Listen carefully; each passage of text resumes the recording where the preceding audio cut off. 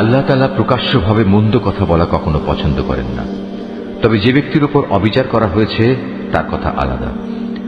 আল্লাহ তাআলা ভালোভাবে শোনেন এবং জানেন। ভালো কাজ তোমরা প্রকাশ্যে করো কিংবা তা গোপনে করো, অথবা কোনো মন্দ কাজের জন্য যদি তোমরা ক্ষমা করে দাও, তাহলে তোমরাও দেখতে পাবে আল্লাহ তাআলা অতি ক্ষমাশীল ও প্রবল শক্তিমান।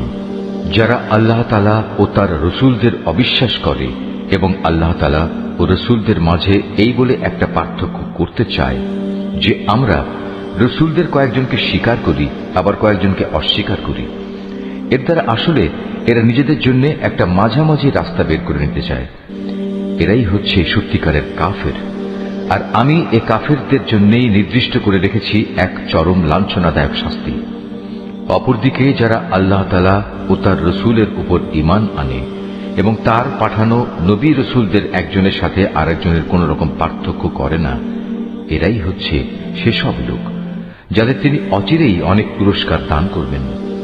প্রকৃতপক্ষে আল্লাহ তাআলা অত্যন্ত ক্ষমাশীল ও মহাদয়ালু। আহলে কেতাবের লোকেরা তোমার কাছে চায় তুমি যেন আসমান থেকে তাদের জন্য কোনো কেতাব নাজিল করো। এরা তো মুসার কাছে এর চাইতে বড় রকমের দাবি পেশ করেছিল। তখন তারা বলেছিল, হে মুসা, তুমি স্বয়ং আল্লাহ তাআলাকেই আমাদের প্রকাশ্যভাবে দেখিয়ে দাও। অতঃপর তাদের এই বাড়াবাড়ির জন্য তাদের উপর প্রচন্ড বজ্রপাত এসে নিপতিত হয়েছে এবং এ সম্পর্কিত সুস্পষ্ট প্রমাণসমূহ তাদের কাছে আসার পরেও তারা গোবাছুরকে উপাস্য হিসেবে গ্রহণ করেছে। অতঃপর আমি তাদের এ অপরাধ ক্ষমা করে দিলাম এবং আমি মুসাকে স্পষ্ট প্রমাণসহ কেতাব দান করলাম। এদের ওপর তুর পাহাড়কে উঠিয়ে উঁচু করে ধরে আমি এদের কাছ থেকে আনুগত্যের প্রতিশ্রুতি আদায় করেছিলাম। আমি তাদের বলেছিলাম, নগরের দ্বার প্রান্ত দিয়ে ভেতরে প্রবেশ করার সময় তোমরা একান্ত অনুগত হয়ে ঢুকবে। আমি তাদের আরো বলেছিলাম, তোমরা শনিবারে মাছ ধরে আমার বিধানের সীমা লঙ্ঘন করো না। এ ব্যাপারে আমি তাদের কাছ থেকে শক্ত প্রতিশ্রুতি আদায় করে নিয়েছিলাম।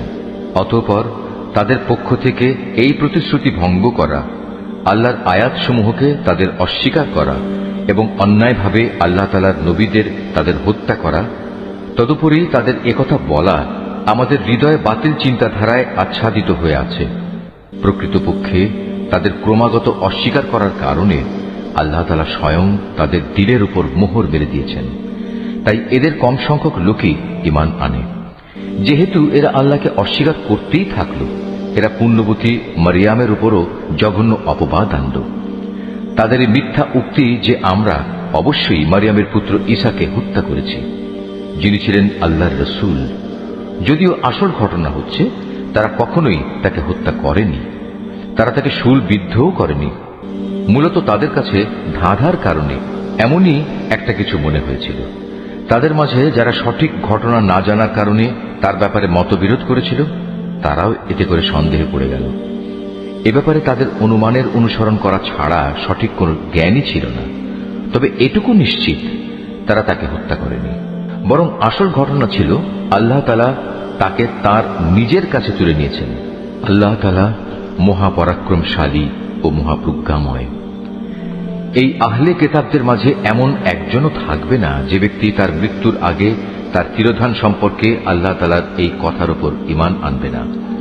কিয়ামতের দিনে সে নিজেই এদের উপর সাক্ষী হবে। ইহুদিদের বাড়াবাড়ি ও সীমা লঙ্ঘনমূলক আচরণের জন্য এমন অনেক পবিত্র জিনিসও আমি তাদের জন্য হারাম করে দিয়েছিলাম, যেটা তাদের জন্য আগে হালাল ছিল। এটা এই কারণে যে এরা বহু মানুষকে আল্লাহ তাআলার পথ থেকে বিরত রেখেছে। যেহেতু এরা লেনদেনের সুদ গ্রহণ করে, অথচ এদের তা থেকে সুস্পষ্টভাবে নিষেধ করা হয়েছিল, এবং এরা অন্যের মাল সম্পদ ধোঁকা প্রতারণার মাধ্যমে গ্রাস করে। তাদের মধ্যে এসব অপরাধে লিপ্ত কাফেরদের জন্য আমি তাই কঠিন আযাব নির্দিষ্ট করে রেখেছি। কিন্তু তাদের মধ্যে যাদের আবার জ্ঞানের গভীরতা রয়েছে, তারা এবং এমন সব ঈমানদার যারা তোমার উপর যা কিছু নাজিল হয়েছে তার উপর বিশ্বাস করে, সাথে সাথে তোমার পূর্ববর্তী নবী ও রসুলদের উপর যা নাজিল হয়েছে তার উপরও বিশ্বাস করে, নামাজ প্রতিষ্ঠা করে, যাকাত আদায় করে, সর্বোপরি আল্লাহ তাআলা ও শেষ দিনের উপর ঈমান আনে। মূলত এরাই হচ্ছে সেসব সৌভাগ্যবান মানুষ যাদের অচিরেই আমি মহাপুরস্কার দেব। হে নবী, আমি তোমার কাছে আমার ওহী পাঠিয়েছি, যেমনি করে আমি ওহী পাঠিয়েছিলাম নূহ ও তার পরবর্তী নবীদের প্রতি আমি আরো ওহী পাঠিয়েছিলাম ইব্রাহিম, ইসমাইল, ইসহাক, ইয়াকুব ও তার বংশধরদের কাছে। ওহী পাঠিয়েছি ঈসা, আইয়ুব, ইউনুস, হারুন ও সুলাইমানের কাছেও। অতঃপর আমি দাউদের ওপর জাবুর গ্রন্থ অবতীর্ণ করেছি। রসুলদের মাঝে এমনও অনেকে আছে যাদের কথা ইতিপূর্বে আমি তোমার কাছে বলেছি, কিন্তু এদের মাঝে বহু রসুল এমনও আছে যাদের নাম ঠিকানা কিছুই আমি তোমাকে বলিনি। মুসার সাথে তো আল্লাহ তাআলা কথাও বলেছেন। রসুলরা ছিল জান্নাতের সুসংবাদবাহী ও জাহান্নামের ভয় প্রদর্শনকারী। তাদের এজন্যই পাঠানো হয়েছিল যাতে করে রসুলদের আগমনের পর আল্লাহ তাআলার উপর মানব জাতির কোনো অজুহাত খাড়া করার সুযোগ না থাকে। সত্যি আল্লাহ তাআলা মহাপরাক্রমশালী ও প্রজ্ঞাময়। কিন্তু মানুষ যত অজুহাতই পেশ করুক না কেন, আল্লাহ তোমার উপর যা কিছু নাজিল করেছেন তা তাঁর প্রত্যক্ষ জ্ঞানের মাধ্যমেই করেছেন। ফেরেশতারাও তো একথার সাক্ষ্য দেবে, যদিও ওহির সাক্ষ্য প্রদানের জন্য আল্লাহ তাআলা একাই যথেষ্ট।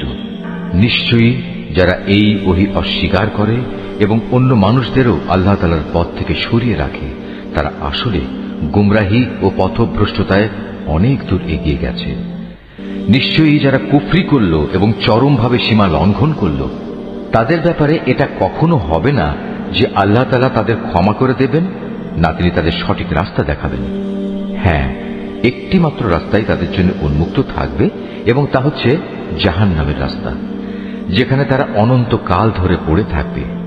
শাস্তি প্রদানের এই কাজ আল্লাহর জন্য খুবই সহজ। হে মানুষরা, আল্লাহ তাআলার কাছ থেকে তোমাদের জন্য সঠিক বিধান নিয়ে রসুল এসেছে। যদি তার আনিত এই বিধানের উপর তোমরা ঈমান আনো, এতেই তোমাদের জন্য কল্যাণ রয়েছে। আর তোমরা যদি তা মেনে নিতে অস্বীকার করো, তাহলে জেনে রেখো এই আসমান জমিনের সর্বত্র যেখানে যা কিছু আছে তার সবকিছুই আল্লাহ তাআলার জন্য, এবং আল্লাহ তাআলা সর্বজ্ঞ, কুশলী। হে কিতাবধারীরা, নিজেদের দ্বীনের ব্যাপারে তোমরা বাড়াবাড়ি করো না এবং ঈসার ঘটনা নিয়ে আল্লাহ তাআলার সম্পর্কে সত্য ছাড়া কোনো মিথ্যা বলো না।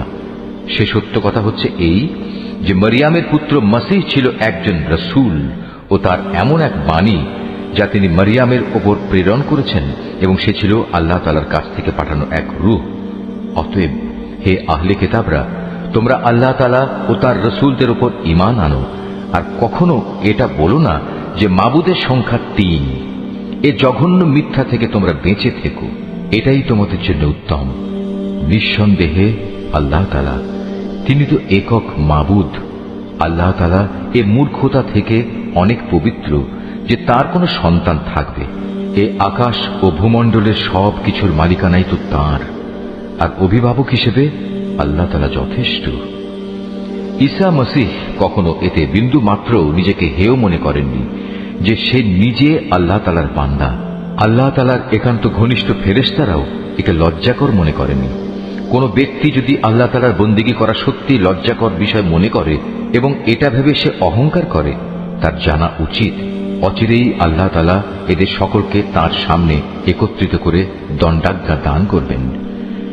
যেসব মানুষ আল্লাহ তাআলার উপর ঈমান এনেছে এবং ভালো কাজ করেছে, সেদিন তিনি তাদের এর জন্য পুরোপুরি পুরস্কার দেবেন। আল্লাহ তাআলা তাঁর একান্ত অনুগ্রহ থেকে তাদের পাওনা আরো বাড়িয়ে দেবেন। অপরদিকে যারা আল্লাহ তাআলার বিধান মেনে নেয়া লজ্জাজনক কিছু মনে করল এবং অহংকার করল, তাদের সবাইকেই আল্লাহ তাআলা কঠোর শাস্তি দান করবেন। সেদিন তারা আল্লাহকে ছাড়া দ্বিতীয় কোনো অভিভাবক ও সাহায্যকারী পাবে না। হে মানুষ, তোমাদের মালিকের কাছ থেকে তোমাদের কাছে একটি উজ্জ্বল প্রমাণ এসেছে এবং আমি তোমাদের কাছে উজ্জ্বল জ্যোতি নাজিল করেছি। অতঃপর যারা সে জ্যোতি দিয়ে ঈমান আনল এবং তাকে শক্ত করে আঁকড়ে ধরল, আল্লাহ তাআলা তাদের অচিরেই তার অফুরন্ত দয়া ও অনুগ্রহে জান্নাতে প্রবেশ করাবেন এবং তাদের তিনি সঠিক পথে পরিচালিত করবেন। হে নবী, তারা তোমার কাছে বিভিন্ন বিষয়ে ফতোয়া জানতে চায়। তুমি বলো, আল্লাহ তাআলা সে ব্যক্তির উত্তরাধিকার সংক্রান্ত ব্যাপারে তোমাদের তার সিদ্ধান্ত জানাচ্ছেন, যার মাতা পিতা কেউই নেই, আবার তার নিজেরও কোনো সন্তান নেই। এ ধরনের কোনো ব্যক্তি যদি মারা যায় এবং সে ব্যক্তি যদি সন্তানহীন হয় এবং তার একটি বোন থাকে, তাহলে সে বোনটি সে মৃত ব্যক্তির পরিত্যক্ত সম্পত্তির অর্ধাংশের মালিক হবে। অপরদিকে সে যদি নিঃসন্তান হয়, তাহলে সে তার বোনের সম্পত্তির উত্তরাধিকারী হবে। আবার যদি তারা দুজন হয়, তাহলে তারা দুই বোন সেই পরিত্যক্ত সম্পত্তির 3 ভাগের 2 ভাগ অংশের মালিক হবে। যদি সে ভাই বোনেরা কয়েকজন হয় তাহলে মেয়েদের অংশ 1 ভাগ ও পুরুষদের অংশ 2 ভাগ হবে। আল্লাহ তাআলা উত্তরাধিকারের এই আইন কানুন অত্যন্ত সুস্পষ্টভাবে তোমাদের জন্য বলে দিয়েছেন, যাতে করে মানুষের উদ্ভাবিত বন্টন পদ্ধতিতে তোমরা বিভ্রান্ত হয়ে না পড়ো। আল্লাহ তাআলা সব কিছুর ব্যাপারেই সম্যক ওয়াকিবহাল। সূরা আল মায়েদা।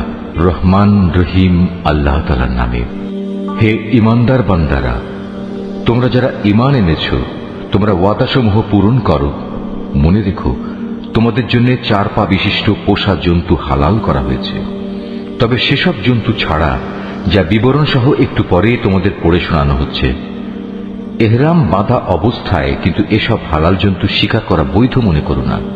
হ্যাঁ, আল্লাহ তাআলা যা চান সে আদেশই তিনি জারি করেন। হে ঈমানদার বান্দারা, তোমরা আল্লাহ তাআলার নিদর্শন সমূহের অসম্মান করো না। সম্মানিত মাসগুলোকেও যুদ্ধ বিগ্রহের জন্য কখনো হালাল বানিয়ে নিও না। আল্লাহর নামে উৎসর্গীকৃত জন্তুসমূহ ও যেসব জন্তুর গলায় উৎসর্গের চিহ্ন হিসেবে পট্টি বেঁধে দেওয়া হয়েছে, যারা আল্লাহর অনুগ্রহ ও সন্তুষ্টি অর্জনের লক্ষ্যে আল্লাহর পবিত্র কাবা ঘরের দিকে রওনা দিয়েছে, তাদের তোমরা অসম্মান করো না। তোমরা যখন এহরাম মুক্ত হবে তখন তোমরা শিকার করতে পারো। বিশেষ কোন একটি সম্প্রদায়ের বিদ্বেষ এমন বিদ্বেষ যার কারণে তারা তোমাদের আল্লাহ তাআলার পবিত্র মসজিদে আসার পথ বন্ধ করে দিয়েছিল, যেন তোমাদের কোন রকম সীমা লঙ্ঘন করতে প্ররোচিত না করে। তোমরা শুধু নেক কাজ ও তাকওয়ার ব্যাপারেই একে অপরের সহযোগিতা করো। পাপ ও বাড়াবাড়ির কাজে কখনো একে অপরের সহযোগিতা করো না। সর্বাবস্থায় আল্লাহ তাআলাকে ভয় করো, কেননা আল্লাহ তাআলা পাপের দণ্ডদানের ব্যাপারে অত্যন্ত কঠোর। মৃত জন্তু, রক্ত, শুয়োরের গোশত ও যে জন্তু আল্লাহ তাআলা ছাড়া অন্য কারো নামে জবাই কিংবা উৎসর্গ করা হয়েছে তা সবই তোমাদের উপর হারাম করা হয়েছে।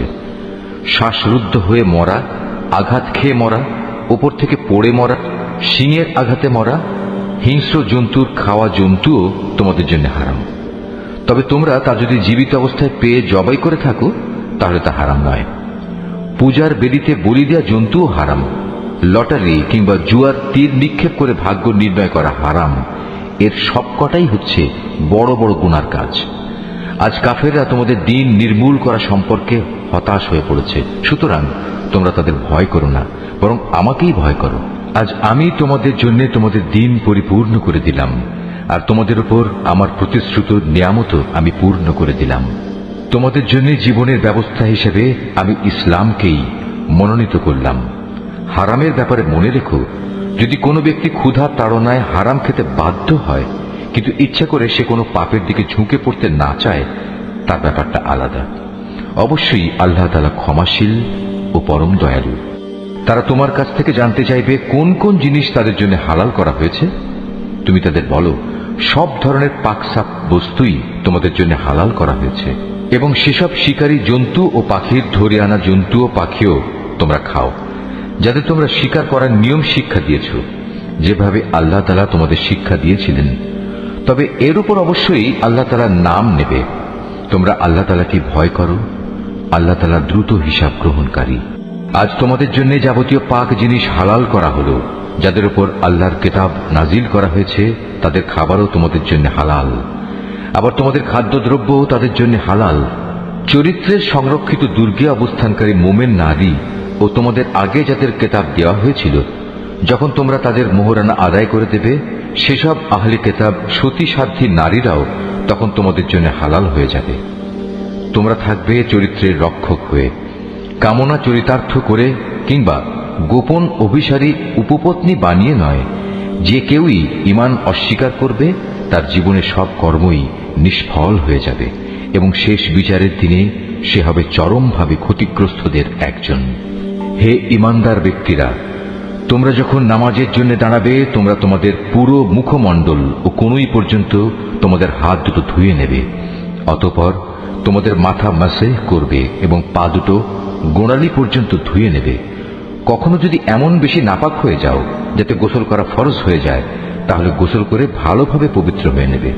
যদি তোমরা অসুস্থ হয়ে পড়ো কিংবা তোমরা যদি সফরে থাকো, অথবা তোমাদের কেউ যদি মলমূত্র ত্যাগ করে আসে, অথবা যদি নারী সম্ভোগ করে থাকো, তাহলে পানি দিয়ে পবিত্রতা অর্জন করো। আর যদি পানি না পাও, তাহলে পবিত্র মাটি দিয়ে তায়াম্মুম করে নাও। আর তায়াম্মুমের নিয়ম হচ্ছে, সেই পবিত্র মাটি দিয়ে তোমরা তোমাদের মুখমণ্ডল ও হাত মাসেহ করে নেবে। মূলত আল্লাহ তাআলা কখনো পরিষ্কার পরিচ্ছন্নতার ব্যাপারে তোমাদের কষ্ট দিতে চান না, বরং তিনি চান তোমাদের পাক সাফ করে দিতে, এবং এভাবেই তিনি তোমাদের উপর তার নিয়ামতসমূহ পূর্ণ করে দিতে চান, যাতে করে তোমরা তার কৃতজ্ঞতা আদায় করতে পারো। তোমাদের উপর আল্লাহ তাআলার নিয়ামতসমূহ তোমরা স্মরণ করো, এবং তোমাদের কাছ থেকে যে পাকা প্রতিশ্রুতি তিনি গ্রহণ করেছিলেন সে কথাও ভুলে যেও না। যখন তোমরা তার সাথে অঙ্গীকার করে বলেছিলে, হে আমাদের মালিক, আমরা তোমার কথা শুনলাম এবং তা মেনে নিলাম। তোমরা আল্লাহ তাআলাকে ভয় করো। অবশ্যই আল্লাহ তাআলা তোমাদের অন্তরে যা কিছু আছে সে সম্পর্কে সম্যক অবগত আছেন। হে ঈমানদার লোকেরা, তোমরা আল্লাহর জন্য সত্য ও ন্যায়ের উপর সাক্ষী হয়ে অবিচলভাবে দাঁড়িয়ে থেকো। মনে রাখবে, বিশেষ কোন সম্প্রদায়ের দুশমনী যেন তোমাদের এমনভাবে প্ররোচিত না করে এর ফলে তোমরা ন্যায় ও ইনসাফের পথ থেকে সরে আসবে। তোমরা ইনসাফ করো, কারণ এই কাজটি আল্লাহ তাআলাকে ভয় করে চলার অধিক নিকটতর। তোমরা আল্লাহ তাআলাকে ভয় করো। অবশ্যই আল্লাহ তাআলা তোমাদের কর্মকাণ্ড সম্পর্কে পূর্ণাঙ্গ ওয়াকিবহাল রয়েছেন। যারা ঈমান আনে এবং নেক কাজ করে, আল্লাহ তাআলা তাদের সবাইকে এই বলে প্রতিশ্রুতি দিয়েছেন যে তাদের জন্য তার কাছে বিশেষ ক্ষমা ও মহা পুরস্কার রয়েছে। অপরদিকে যারা কুফরি করছে এবং আমার আয়াতসমূহকে অস্বীকার করেছে, তারা সবাই হচ্ছে জাহান্নামের অধিবাসী। হে ঈমানদার ব্যক্তিরা, তোমাদের উপর আল্লাহর নিয়ামত স্মরণ করো, যখন একটি জনগোষ্ঠী তোমাদের বিরুদ্ধে হাত ওঠাতে উদ্যত হয়েছিল, তখন আল্লাহ তাআলা তাদের সে হাত তোমাদের উপর আক্রমণ করা থেকে সংযত করে দিলেন। অতঃপর তোমরা আল্লাহ তাআলাকে ভয় করো। মুমিনদের তো আল্লাহ তাআলার উপরই ভরসা করা উচিত। আল্লাহ তাআলা বনী ইসরাইলদের কাছ থেকে আনুগত্যের অঙ্গীকার গ্রহণ করলেন। অতঃপর আমি এ কাজের জন্য তাদের মধ্যে থেকে 12 জন সর্দার নিযুক্ত করলাম। আল্লাহ তাআলা তাদের বললেন, অবশ্যই আমি তোমাদের সাথে আছি। তোমরা যদি নামাজ প্রতিষ্ঠা করো, যাকাত আদায় করো, আমার রাসূলদের উপর ঈমান আনো এবং দ্বীনের কাজে যদি তোমরা তাদের সাহায্য সহযোগিতা করো, সর্বোপরি আল্লাহ তাআলাকে তোমরা যদি উত্তম ঋণ প্রদান করো, তাহলে অবশ্যই আমি তোমাদের গুনাহসমূহ মোচন করে দেব এবং তোমাদের আমি এমন এক জান্নাতে প্রবেশ করাবো যার তলদেশ দিয়ে ঝর্ণাধারা প্রবাহিত হয়। এরপর যদি কোনো ব্যক্তি আল্লাহকে অস্বীকার করে, তাহলে সে সরল পথ থেকে বিচ্যুত হয়ে পড়বে। অতঃপর তাদের সেই অঙ্গীকার ভঙ্গ করার কারণে আমি তাদের উপর অভিশাপ নাজিল করেছি এবং তাদের হৃদয় কঠিন করে দিয়েছি। তাদের চরিত্রই ছিল তারা আল্লাহর কালামকে তার নির্দিষ্ট অর্থ থেকে সরিয়ে নিয়ে বিকৃত করে দিত। হেদায়েতের যা কিছু তাদের শিক্ষা দেয়া হয়েছিল তার অধিকাংশ কথাই তারা ভুলে গেল। প্রতিনিয়ত তুমি তাদের দেখতে পাবে, তাদের সামান্য একটি অংশ ছাড়া অধিকাংশ মানুষই আল্লাহর সাথে বিশ্বাসঘাতকতা করে চলেছে। অতএব তুমি তাদের ক্ষমা করে দাও। যথাসম্ভব তুমি তাদের সংস্রব এড়িয়ে চলো। অবশ্যই আল্লাহ তাআলা কল্যাণকামী মানুষদের ভালোবাসেন। আমি তো তাদের কাছ থেকেও আনুগত্যের অঙ্গীকার গ্রহণ করেছিলাম, যারা বলে আমরা খ্রিস্টান সম্প্রদায়ের লোক। অতঃপর এরাও সে অঙ্গীকার সম্পর্কিত অধিকাংশ কথা ভুলে গেল যা তাদের স্মরণ করানো হয়েছিল। সুতরাং আমিও তাদের পরস্পরের মধ্যে কিয়ামত পর্যন্ত এক স্থায়ী শত্রুতা ও বিদ্বেষের বীজ বপন করে দিলাম। অচিরেই আল্লাহ তাআলা তাদের বলে দেবেন দুনিয়ার জীবনে তারা যা কিছু উদ্ভাবন করত। হে আহলে কিতাবরা, তোমাদের কাছে আমার পক্ষ থেকে রাসূল এসেছে। আগের কিতাবে যা কিছু তোমরা এতদিন গোপন করে রেখেছিলে তার বহু কিছুই সে তোমাদের বলে দিচ্ছে, আবার অনেক কিছু সে এড়িয়েও যাচ্ছে। তোমাদের কাছে এখন তো আল্লাহর পক্ষ থেকে আলোকবর্তিকা এবং সুস্পষ্ট কিতাব এসে হাজির হয়েছে। যে আল্লাহর সন্তুষ্টি লাভ করতে চায়, এই কিতাব দ্বারা আল্লাহ তাআলা তার শান্তি ও নিরাপত্তার পথ বাতলে দেন। অতঃপর তিনি তার অনুমতিক্রমে তাদের জাহেলিয়াতের অন্ধকার থেকে ঈমানের আলোতে বের করে আনেন, আর এভাবেই তাদের তিনি সঠিক পথে পরিচালিত করেন। নিশ্চয়ই তারা কুফরি করেছে যারা বলেছে মারিয়ামের পুত্র মসীহ আল্লাহ। হে মুহাম্মদ, তুমি তাদের বলো, আল্লাহ তাআলা যদি মারিয়াম পুত্র মসিহ, তার মা ও গোটা বিশ্ব চরাচরে যা কিছু আছে সবকিছু ধ্বংস করে দিতে চান, এমন কে আছে যে আল্লাহ তাআলার কাছ থেকে এদের রক্ষা করতে পারে? এই আকাশমালা, ভূমণ্ডল ও এর মধ্যবর্তী স্থানে যা কিছু আছে তার সার্বভৌমত্ব এককভাবে আল্লাহ তাআলার জন্যই নির্দিষ্ট। তিনি যা ইচ্ছা তাই সৃষ্টি করেন। আল্লাহ তাআলা সকল বিষয়ের উপর একক ক্ষমতাবান। ইহুদি ও খ্রিস্টানরা বলে, আমরা আল্লাহর সন্তান এবং তার প্রিয় পাত্র। তাদের বলো, তাহলে তিনি কেন তোমাদের গুনাহের জন্য তোমাদের দণ্ড প্রদান করবেন? মূলত তোমরা সবাই হচ্ছ আল্লাহ সৃষ্টি করা কতিপয় মানুষ। আল্লাহ তাআলা তার বান্দাদের যাকে ইচ্ছা ক্ষমা করে দেন, আবার যাকে ইচ্ছা তাকে তিনি শাস্তি প্রদান করেন। আসমান সমূহ ও জমিনের মধ্যবর্তী সব কিছুর একক মালিকানা আল্লাহ তাআলার জন্যই নির্দিষ্ট। সব কিছুকে তার দিকেই ফিরে যেতে হবে। হে আহলে কিতাবরা, রসুলদের আগমন ধারার উপরেই আমার পক্ষ থেকে তোমাদের কাছে একজন রসুল এসেছে। সে তোমাদের জন্য আমার কথাগুলো সুস্পষ্টভাবে বর্ণনা করছে, যাতে করে তোমরা বিচারের কাঠগড়ায় দাঁড়িয়ে একথা বলতে না পারো যে, কই আমাদের কাছে জান্নাতের সুসংবাদ বহনকারী ও জাহান্নামের সতর্ককারী হিসেবে কেউ তো আগমন করেনি। আজ সত্যি সত্যি তোমাদের কাছে সুসংবাদবাহী ও সতর্ককারী একজন রসুল এসে গেছে। বস্তুত আল্লাহ তাআলা সর্ববিষয়ে শক্তিমান। স্মরণ করো যখন মুসা তার জাতিকে বলেছিল, হে আমার সম্প্রদায়ের লোকেরা, আল্লাহ তাআলা তোমাদের উপর যে নিয়ামত নাজিল করেছেন তা তোমরা স্মরণ করো। যখন তিনি তোমাদের মাঝে বহু নবী পয়দা করেছেন, তিনি তোমাদের এ জমিনের শাসনকর্তা বানিয়েছেন। এছাড়াও তিনি তোমাদের এমন সব নিয়ামত দান করেছেন যা এ বিশ্ব জগতে এর আগে তিনি আর কাউকে দান করেননি। হে আমার জাতি, আল্লাহ তাআলা তোমাদের জন্য যে পবিত্র ভূখণ্ড লিখে রেখেছেন, তোমরা তাতে প্রবেশ করো এবং এ অগ্রাভিযানে কখনো পশ্চাৎ অপসরণ করো না। তারপরেও তোমরা যদি ফিরে আসো তাহলে ভীষণ ক্ষতিগ্রস্ত হবে। তারা বলল, হে মুসা, আমরা কিভাবে সেই জনপদে প্রবেশ করব? সেখানে তো এক দুর্দণ্ড প্রতাপশালী সম্প্রদায় রয়েছে। তারা সেখান থেকে বেরিয়ে না এলে আমরা কিছুতেই সেখানে প্রবেশ করব না। তারা সেখান থেকে বেরিয়ে এলে আমরা অবশ্যই প্রবেশ করব।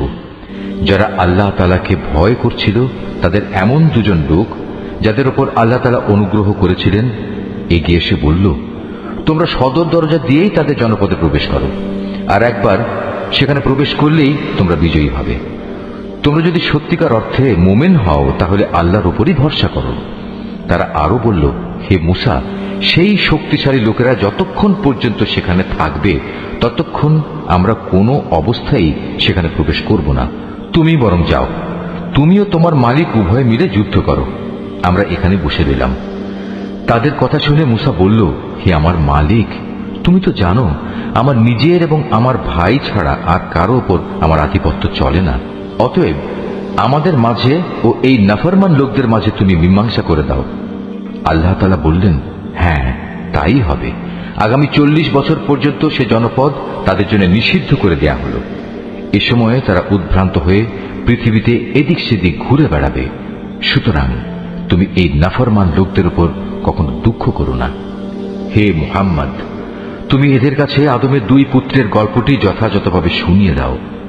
গল্পটি ছিল, যখন তারা দুজনই আল্লাহর নামে কোরবানি পেশ করল, তখন তাদের মধ্যে একজনের কাছ থেকে কোরবানি কবুল করা হলো, আরেকজনের কাছ থেকে তা কবুল করা হলো না।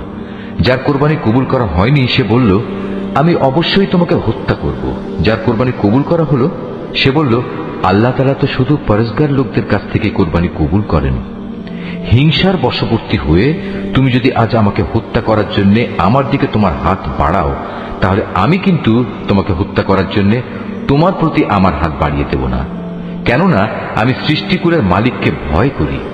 আমি বরং চাইব তুমি আমার গুনাহ ও তোমার গুনাহের বোঝা একাই তোমার মাথার উপর উঠিয়ে নাও এবং এভাবেই তুমি জাহান্নামের অধিবাসী হয়ে পড়ো। মূলত এ হচ্ছে জালেমদের যথার্থ কর্মফল। শেষ পর্যন্ত তার কুপ্রবৃত্তি তাকে নিজ ভাইয়ের হত্যার কাজে উস্কানি দিল। অতঃপর সে তাকে খুন করেই ফেলল এবং এ কাজের ফলে সে ক্ষতিগ্রস্তদের অন্তর্ভুক্ত হয়ে গেল। অতঃপর আল্লাহ তাআলা সেখানে একটি কাক পাঠালেন। কাকটি হত্যাকারীর সামনে এসে মাটি খুঁড়তে লাগল। উদ্দেশ্য তাকে দেখানো কিভাবে সে তার ভাইয়ের লাশ লুকিয়ে রাখবে। এটা দেখে সে নিজে নিজে বলতে লাগলো, হায়, আমি তো এই কাকটির চাইতেও অক্ষম হয়ে পড়েছি। আমি তো আমার ভাইয়ের লাশটাও গোপন করতে পারলাম না। অতঃপর সে সত্যি সত্যি নিজের কৃতকর্মের জন্য অনুতপ্ত হল। পরবর্তীকালে এই ঘটনার কারণেই আমি বনী ইসরায়েলদের জন্য এই বিধান জারি করলাম যে কোনো মানুষকে হত্যা করার কিংবা পৃথিবীতে ধ্বংসাত্মক কাজ করার শাস্তি বিধান ছাড়া অন্য কোনো কারণে কেউ যদি কাউকে হত্যা করে, সে যেন গোটা মানব জাতিকেই হত্যা করল। আবার এমনিভাবে যদি কেউ একজনের প্রাণ রক্ষা করে, তবে সে যেন গোটা মানব জাতিকেই বাঁচিয়ে দিল। এদের কাছে আমার রসুলরা সুস্পষ্ট নিদর্শন নিয়ে এসেছিল, তারপরেও এদের অধিকাংশ লোক এ জমিনের বুকে সীমা লঙ্ঘনকারী হিসেবেই থেকে গেল।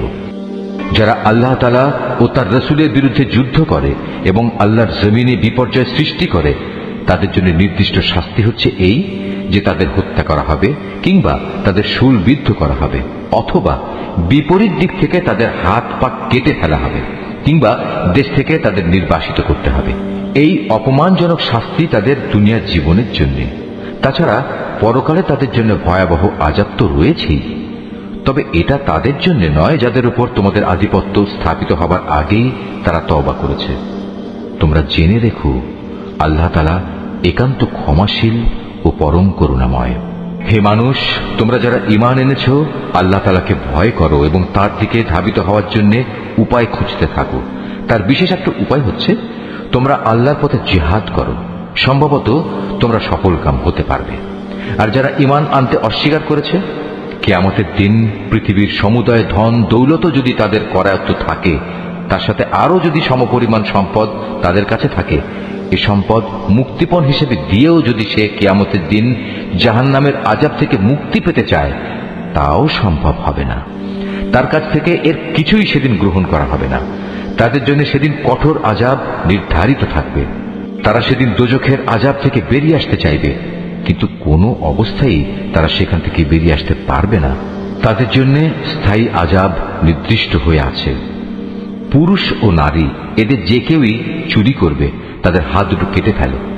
এটা তাদের কর্মফল এবং আল্লাহর পক্ষ থেকে নির্ধারিত দণ্ড। আল্লাহ তাআলা মহা শক্তিশালী ও প্রবল প্রজ্ঞাময়। হ্যাঁ, যে ব্যক্তি এই জঘন্য জুলুম করার পর আল্লাহ তাআলার কাছে তওবা করবে এবং নিজের সংশোধন করে নেবে, অবশ্যই আল্লাহ তাআলা তার তওবা কবুল করবেন। আল্লাহ তাআলা নিঃসন্দেহে বড় ক্ষমাশীল ও দয়াময়। তুমি কি একথা জানো না, এই আকাশমণ্ডলী ও জমিনের একক সার্বভৌমত্ব একমাত্র আল্লাহ তাআলার জন্য? তিনি যাকে ইচ্ছা তাকে শাস্তি দেন, আবার যাকে ইচ্ছা তাকে তিনি মাফ করে দেন। কেননা সব কিছুর উপর তিনিই হচ্ছেন একক ক্ষমতাবান। হে রাসূল, যারা দ্রুত গতিতে কুফরির পথে ধাবিত হচ্ছে, তারা যেন তোমাকে দুঃখ না দেয়। এরা সে দলের লোক যারা মুখে মুখে বলে আমরা ঈমান এনেছি, কিন্তু সত্যিকার অর্থে তাদের অন্তর কখনো ঈমান আনেনি। আর তাদের ব্যাপারও নয় যারা ইহুদি, তারা মিথ্যা কথা শোনার জন্য সদা কান খাড়া করে রাখে এবং তাদের বন্ধু সম্প্রদায়ের যেসব লোক কখনো তোমার কাছে আসেনি, এরা সেই অপর সম্প্রদায়টির জন্যই নিজেদের কান খাড়া করে রাখে।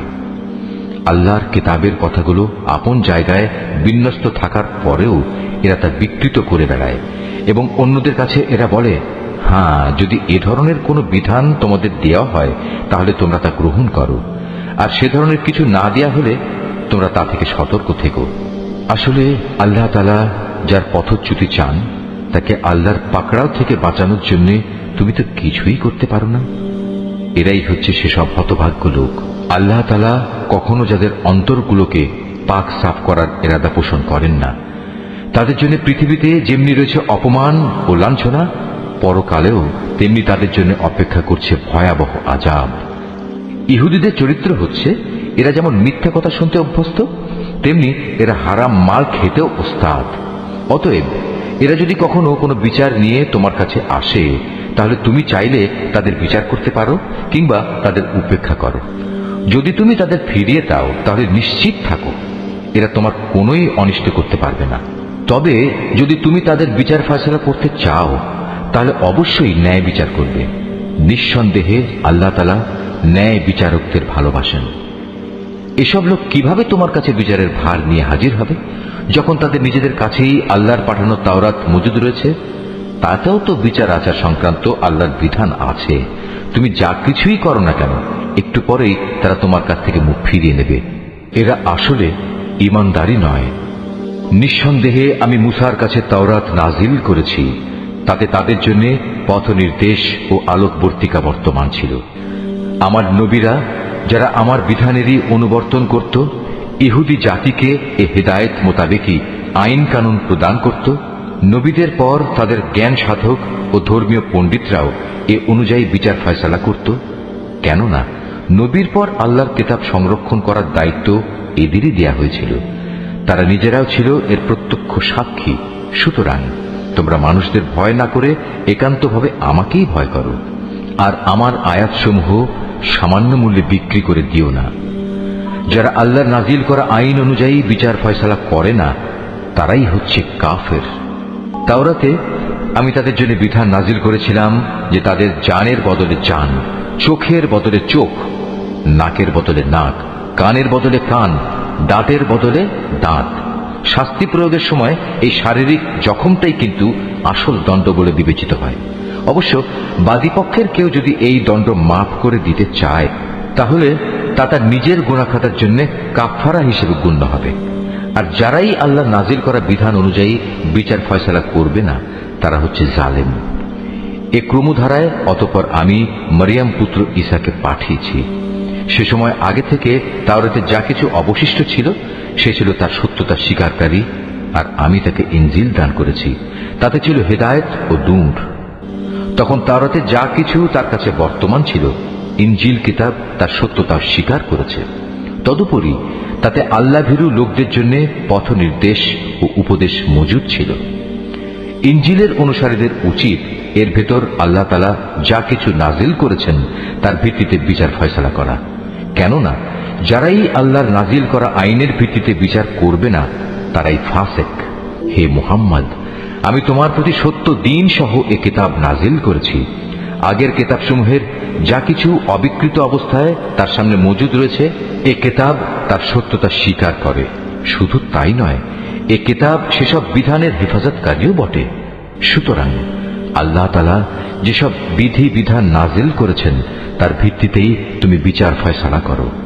আর এই বিচারের সময় তোমার নিজের কাছে যা সত্য দিন এসেছে তা থেকে সরে গিয়ে তাদের খেয়াল খুশির অনুসরণ করো না। আমি তোমাদের প্রতিটি সম্প্রদায়ের জন্য শরীয়ত ও কর্মপন্থা নির্ধারণ করে দিয়েছি। আল্লাহ তাআলা চাইলে তোমাদের সবাইকে একই উম্মত বানিয়ে দিতে পারতেন, বরং তিনি তোমাদের যা দিয়েছেন তার ভিত্তিতে তোমাদের যাচাই বাছাই করে দিতে চেয়েছেন। অতএব ভালো কাজে তোমরা সবাই প্রতিযোগিতা করো, কেননা আল্লাহ তাআলার দিকেই হবে তোমাদের সকলের প্রত্যাবর্তন স্থল। এখানে তোমরা যেসব বিষয় নিয়ে মতভেদ করতে, অতঃপর তিনি অবশ্যই তা তোমাদের স্পষ্ট করে বলে দেবেন। অতএব হে মুহাম্মদ, তোমার উপর আল্লাহ তাআলা যে আইন কানুন নাজিল করেছেন তুমি তারই ভিত্তিতে এদের মাঝে বিচার ফয়সালা করো, এবং কখনো তাদের খেয়াল খুশির অনুসরণ করো না, এবং তাদের ষড়যন্ত্র থেকে সতর্ক থেকো। যা কিছু আল্লাহ তাআলা তোমার উপর নাজিল করেছেন তার কোনো কোনো বিষয়ে যেন তারা কখনো তোমাকে ফিতনায় না ফেলতে পারে। অতঃপর তোমার ফয়সালায় যদি এরা মুখ ফিরিয়ে নেয়, তাহলে জেনে রেখো আল্লাহ তাআলা তাদের নিজেদেরই কোনো গুনাহের জন্য তাদের কোন রকম মুসিবতে ফেলতে চান। কেননা মানুষের মাঝে অধিকাংশই হচ্ছে অবাধ্য। তবে কি তারা পুনরায় জাহেলিয়াতের বিচার ব্যবস্থা তালাশ করছে? অথচ যারা আল্লাহতে বিশ্বাস করে তাদের কাছে আল্লাহ তাআলার চাইতে উত্তম বিচারক আর কে হতে পারে? হে ঈমানদার লোকেরা, তোমরা কখনো ইহুদি খ্রিস্টানদের নিজেদের বন্ধু হিসেবে গ্রহণ করো না, কেননা এরা নিজেরা সব সময় একে অপরের বন্ধু। তোমাদের মধ্যে কেউ যদি কখনো এদের কাউকে বন্ধু বানিয়ে নেয়, তাহলে সে তাদেরই দলভুক্ত হয়ে যাবে। আর আল্লাহ তাআলা কখনো জালেম সম্প্রদায়কে হেদায়েত দান করেন না। অতঃপর যাদের অন্তরে মুনাফিকের ব্যাধি রয়েছে তাদের তুমি দেখবে তারা বিশেষ তৎপরতার সাথে এই বলে তাদের সাথে মিলিত হচ্ছে যে আমাদের আশঙ্কা হচ্ছে কোনো বিপর্যয় এসে আমাদের উপর আপতিত হবে। পরে হয়তো আল্লাহ তাআলা তোমাদের কাছে বিজয় নিয়ে আসবেন, কিংবা তার কাছ থেকে অন্য কিছু অনুগ্রহ তিনি দান করবেন। তখন তা দেখে এই লোকেরা নিজেদের মনের ভেতর যে কপটতা লুকিয়ে রেখেছিল তার জন্য ভীষণ অনুতপ্ত হবে। তখন ঈমানদার লোকেরা বলবে, এরাই কি ছিল সেসব মানুষ যারা আল্লাহ তাআলার নামে বড় বড় শপথ করত যে তারা অবশ্যই তোমাদের সঙ্গে আছে? এই আচরণের ফলে তাদের কার্যকলাপই বিনষ্ট হয়ে গেল, ফলে তারা ভীষণভাবে ক্ষতিগ্রস্ত হয়ে পড়ল। হে মানুষ, তোমরা যারা আল্লাহর উপর ঈমান এনেছ, তোমাদের মধ্যে কোন লোক যদি নিজের দ্বীন ইসলাম থেকে মুরতাদ হয়ে ফিরে আসে, তাতে আল্লাহ তাআলার কোনো ক্ষতি নেই। তবে আল্লাহ তাআলা অচিরেই এমন এক সম্প্রদায়ের উত্থান ঘটাবেন যাদের তিনি ভালোবাসবেন, তারাও তাকে ভালোবাসবে। তারা হবে মুমিনদের প্রতি কোমল ও কাফেরদের প্রতি কঠোর। তারা আল্লাহর পথে সংগ্রাম করবে, কোন নিন্দুকের নিন্দার পরোয়া তারা করবে না। মূলত এ হচ্ছে আল্লাহর একটি অনুগ্রহ, যাকে চান তাকেই তিনি তা দান করেন। আল্লাহ তাআলা প্রাচুর্যময় ও প্রজ্ঞার আধার। তোমাদের একমাত্র পৃষ্ঠপোষক হচ্ছেন আল্লাহ তাআলা, তার রাসূল এবং সেসব ঈমানদার লোকেরা যারা নামাজ প্রতিষ্ঠা করে, যাকাত আদায় করে, সর্বোপরি আল্লাহ তাআলার সামনে যারা সদা অবনমিত থাকে। আর যে ব্যক্তি আল্লাহ তাআলা, তার রাসূল ও ঈমানদারদের নিজের বন্ধুরূপে গ্রহণ করবে, তারা যেন জেনে রাখে কেবলমাত্র আল্লাহ তাআলার দলটি বিজয়ী হবে। হে ঈমানদার লোকেরা, তোমাদের আগে যাদের আল্লাহ তাআলার কিতাব দেওয়া হয়েছিল, তাদের মধ্যে যারা তোমাদের দিনকে বিদ্রূপ ও খেল তামাশার বস্তুতে পরিণত করে রেখেছে, তাদের এবং কাফেরদের কখনো তোমরা নিজেদের বন্ধু বানিও না। যদি তোমরা সত্যিকার অর্থে মোমেন হয়ে থাকো, তাহলে একমাত্র আল্লাহ তাআলাকেই বন্ধু বানাও এবং তাকেই ভয় করো। যখন তোমরা মানুষদের নামাজের জন্য ডাকো, তখন এই ডাককে এরা হাসি তামাশা ও খেলার বস্তু বানিয়ে দেয়। এরা হচ্ছে এমন এক সম্প্রদায় যারা হক বাতিলের কিছুই বোঝে না। হে রাসূল, তুমি এদের বলো, তোমরা যে আমাদের কাছ থেকে প্রতিশোধ নিচ্ছ, তার কারণ এই যে আমরা আল্লাহর উপর ঈমান এনেছি এবং আমাদের উপর আগে ও বর্তমানে যা কিছু নাজিল করা হয়েছে তার উপর বিশ্বাস স্থাপন করেছি। আসলে তোমাদের অধিকাংশ মানুষই হচ্ছে গুনাহগার। হে রাসূল, তুমি বলো, আমি কি তোমাদের বলে দেব আল্লাহর কাছ থেকে সবচাইতে নিকৃষ্ট পুরস্কার কে পাবে? সে লোক হচ্ছে যার উপর আল্লাহ তাআলা অভিশাপ দিয়েছেন, যার উপর আল্লাহর ক্রোধ রয়েছে এবং যাদের কিছু লোককে তিনি বানর, কিছু লোককে শুয়োরে পরিণত করে দিয়েছেন, যারা মিথ্যা মাবুদের আনুগত্য স্বীকার করেছে। এরাই হচ্ছে সেসব লোক পরকালে যাদের অবস্থান হবে অত্যন্ত নিকৃষ্ট এবং দুনিয়াতেও এরা সরল পথ থেকে বহু দূরে বিচ্যুত হয়ে পড়েছে। তারা যখন তোমার সামনে আসে তখন বলে, আমরা ঈমান এনেছি। আসলে তারা তোমার কাছে কুফরি নিয়েই প্রবেশ করছিল এবং তা নিয়েই তোমার কাছ থেকে তারা বেরিয়ে গেছে। তারা মনের ভেতর যা কিছু লুকিয়ে রাখছিল, আল্লাহ সে ব্যাপারে পূর্ণ ওয়াকিফাল রয়েছেন।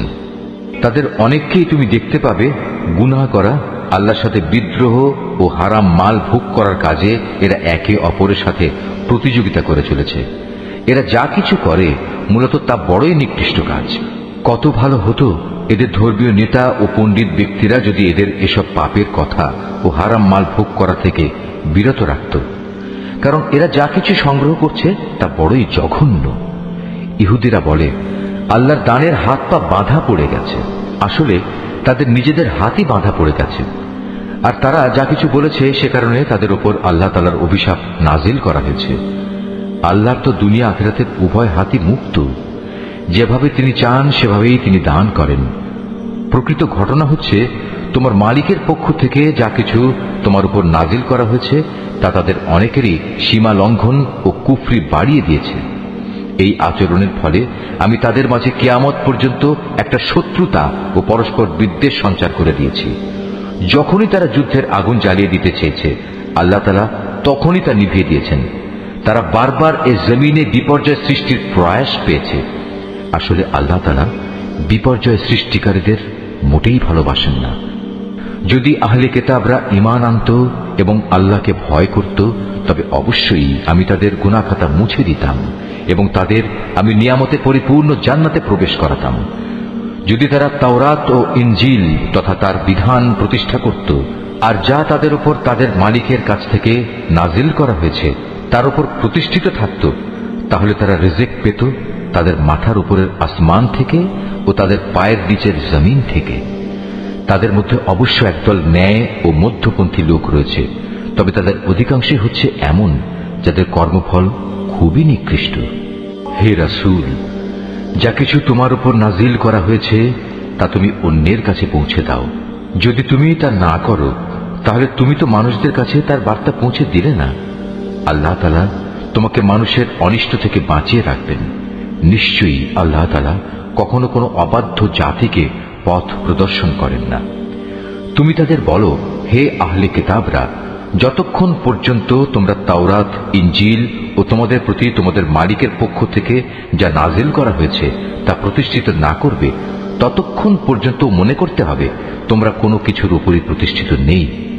তোমার মালিকের কাছ থেকে যা কিছু তোমার প্রতি নাজিল করা হয়েছে তা তাদের অনেকেরই সীমা লঙ্ঘন ও কুফরি বাড়িয়ে দেবে। সুতরাং তুমি এই কাফের সম্প্রদায়ের জন্য মোটেই আফসোস করো না। নিশ্চয়ই ইহুদি, সাবী, খ্রিস্টান যে কেউই এক আল্লাহ তাআলা ও শেষ বিচার দিনের উপর ঈমান আনবে এবং সৎকর্ম করবে তাদের কোনো ভয় নেই, পরকালেও তাদের কোনো দুশ্চিন্তাগ্রস্ত হতে হবে না। বনী ইসরাইলের কাছ থেকে আমি আনুগত্যের অঙ্গীকার আদায় করে নিয়েছিলাম এবং সে মোতাবেক আমি তাদের কাছে রসুলদের প্রেরণ করেছিলাম। কিন্তু যখনই কোন রসুল তাদের কাছে এমন কোন বিধান নিয়ে হাজির হয়েছে যা তাদের পছন্দসই ছিল না, তখনই তারা এই রসুলদের একদলকে মিথ্যাবাদী বলেছে, আরেক দলকে তারা হত্যা করেছে। তারা ধরে নিয়েছিল এত কিছু করা সত্ত্বেও তাদের উপর কোনো বিপর্যয় আসবে না, তাই তারা সত্য গ্রহণ করার ব্যাপারে অন্ধ ও বধির হয়ে থাকল। তারপরেও আল্লাহ তাআলা তাদের প্রতি ক্ষমা পরবশ হলেন। তাদের অনেকেই আবার অন্ধ ও বধির হয়ে গেল। তারা যা কিছু করেছে আল্লাহ তাআলা তা পর্যবেক্ষণ করছেন। নিশ্চয়ই তারা কাফের হয়ে গেছে যারা একথা বলেছে আল্লাহ হচ্ছেন মারিয়ামের পুত্র মসীহ, অথচ মসীহ নিজেই একথা বলেছে যে, হে বনী ইসরাইল, তোমরা এক আল্লাহর ইবাদত করো, যিনি আমারও মালিক তোমাদেরও মালিক। মূলত যে কেউই আল্লাহর সাথে শরীক করবে আল্লাহ তাআলা তার উপর জান্নাত হারাম করে দেবেন, আর তার স্থায়ী ঠিকানা হবে জাহান্নাম। এই জালেমদের সেদিন কোনো সাহায্যকারী থাকবে না। তারাও কুফরি করেছে যারা বলেছে তিনজনের মধ্যে তৃতীয় জন হচ্ছেন আল্লাহ, অথচ এক আল্লাহ তাআলা ছাড়া আর কোনো ইলাহ নেই। তারা যদি এখনো তাদের এসব অলীক কথাবার্তা থেকে ফিরে না আসে, তবে তাদের মাঝে যারা একথা বলে কুফরি করেছে তাদের অবশ্যই কঠিন যন্ত্রণাদায়ক আযাবে পেয়ে যাবে। তারা কি আল্লাহর কাছে তওবা করবে না? কখনো কি তারা তার কাছে ক্ষমা প্রার্থনা করবে না? আল্লাহ তাআলা বড়ই ক্ষমাশীল ও দয়াময়। মারিয়াম পুত্র মসীহ তো রসুল ছাড়া কিছুই ছিল না। তার আগেও তার মতো অনেক রসুল গত হয়েছে। তার মা ছিল এক সত্যনিষ্ঠ মহিলা। তারা মা ও ছেলে উভয়ই আর দুদষ্টি মানুষের মতো করেই খাবার খেত। তুমি লক্ষ্য করে দেখো আমি কিভাবে আমার আয়াতগুলো খুলে খুলে বর্ণনা করছি। তুমি দেখো কিভাবে তারা সত্য বিমুখ হয়ে যাচ্ছে। তুমি বলো, তোমরা কি আল্লাহকে বাদ দিয়ে এমন কিছুর ইবাদত করছো যা তোমাদের কোনো ক্ষতি কিংবা উপকার কিছুই করার ক্ষমতা নেই? প্রকৃতপক্ষে আল্লাহ তাআলা সব কিছুই শোনেন এবং সব কিছুই জানেন। তুমি বলো, হে আহলে কিতাবরা, তোমরা কখনো নিজেদের দ্বীনের ব্যাপারে অন্যায় বাড়াবাড়ি করো না। মসীহের ব্যাপারে তোমরা সেসব জাতির খেয়াল খুশির অনুসরণ করো না যারা তোমাদের আগেই পথভ্রষ্ট হয়ে গেছে এবং তারা অনেক লোককেই গোমরাহ করে দিয়েছে, আর তারা নিজেরাও সহজ সরল পথ থেকে বিচ্যুত হয়ে গেছে।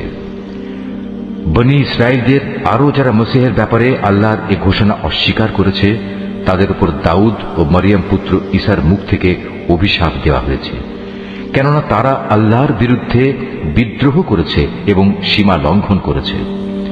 তারা যেসব গর্হিত কাজ করত তা থেকে তারা একে অপরকে বারণ করত না। তারা যা করত নিঃসন্দেহে তা ছিল নিকৃষ্ট। তুমি তাদের মাঝে এমন বহু লোককে দেখতে পাবে যারা ঈমানদারদের বদলে কাফেরদের সাথে বন্ধুত্ব করতে বেশি আগ্রহী। অবশ্য তারা নিজেরা যা কিছু অর্জন করে সামনে পাঠিয়েছে তাও অতি নিকৃষ্ট। এ কারণে আল্লাহ তাআলা তাদের উপর ক্রোধান্বিত হয়েছেন। এ লোকেরা চিরকাল আযাবেই নিমজ্জিত থাকবে। তারা যদি সত্যি আল্লাহ তাআলা, তার নবী ও তার প্রতি যা নাজিল করা হয়েছে তার প্রতি যথাযথ ঈমান আনত, তাহলে এরা কাফেরদের বন্ধু হিসেবে গ্রহণ করত না। কিন্তু তারা তো অধিকাংশই হচ্ছে গুনাহগার। অবশ্যই তোমরা ইমানদারদের সাথে শত্রুতার ব্যাপারে ইহুদি ও মুশরিকদেরই বেশি কঠোর দেখতে পাবে। অপরদিকে মুমিনদের সাথে বন্ধুত্বের ব্যাপারে তোমরা সেসব লোককে কিছুটা নিকটতর পাবে যারা বলেছে আমরা খ্রিস্টান।